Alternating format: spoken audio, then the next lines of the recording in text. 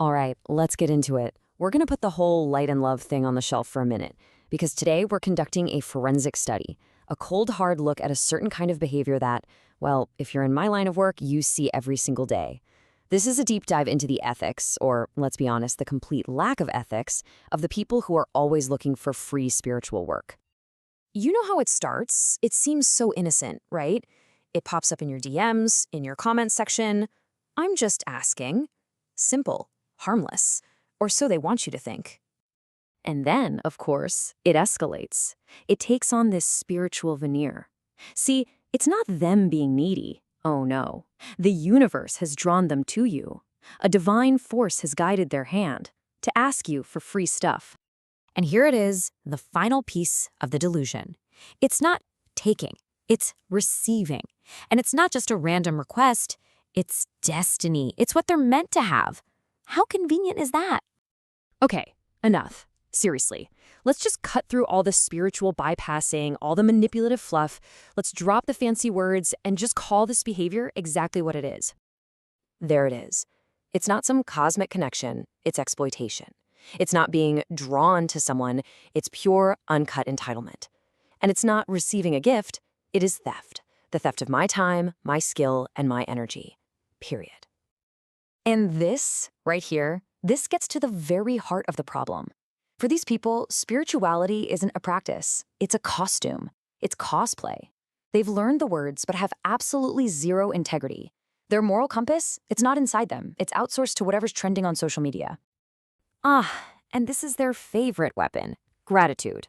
The empty calories of the spiritual world. They offer it up like it's going to pay my rent or buy my groceries. That little "I'm so grateful if you feel drawn" line, that's just a polite way of saying, I plan to give you absolutely nothing of value for your years of hard work. So let's put some of these pathetic excuses on trial, shall we? First up, the divine gift argument. The idea that if a talent comes from a spiritual place, it has to be free. Right. It's funny how that logic never applies to anything else, is it? Oh, the poverty plea, a classic.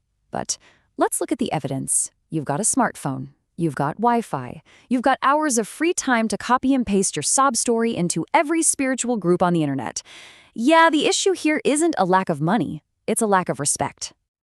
And then there's this one, the attempt to minimize the work. It's just one little card. No, it's not. It's the end result of years of study, practice, and pouring my own energy out. You would never, ever walk into a bakery and demand a free slice of cake just because it's small. And this one, this is the guilt trip, the one where they try to use a reader's own good nature against them. But let me be perfectly clear. When help is demanded, when it's never reciprocated, and when it leaves the helper completely drained, that's not help anymore. That has a different name. It's abuse. So here's the takeaway. This is not some accident. It's not a simple misunderstanding. It is a conscious strategy. It's a whole system of behavior designed to take and take and take. It is spiritually parasitic. So just for fun, let's look at the energetic diagnostics. If we were to do a scan on one of these people, what would we find?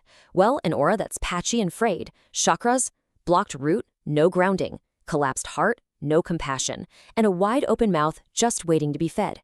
Their spiritual guides, they've clocked out. They are disgusted. And their karma? Oh, don't you worry, it's being tracked with compound interest. And this is the grand hypocrisy of it all, isn't it? They talk a big game about believing in energy, but when it comes to your energy, they treat it like an all-you-can-eat buffet where they never have to pay the check. But the absurdity doesn't stop there. Oh no. The really hilarious part, the real punchline, is seeing what they actually do spend their money on. Just look at this. They will happily drop $10 on a shiny rock. They will worship some influencer who charges $300 an hour for a webinar. They understand the concept of tipping for service. They tip their waiter, their hairdresser, their Uber driver. They get it. And that's the punchline. They know how value exchange works. They just selectively decide that this one specific type of labor isn't worth a damn thing. It's not about being broke. It is about a deep, profound disrespect for the work, the skill, and the person doing it. It's a moral sickness.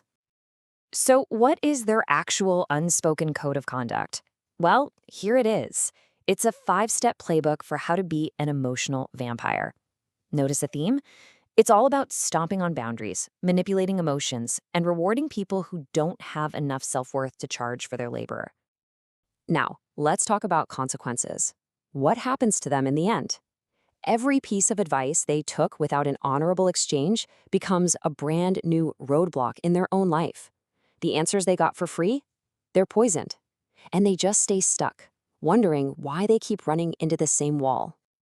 Let this be the final word. You can dress it up in all the spiritual jargon you want. You can code it in affirmations. You can talk about divine timing.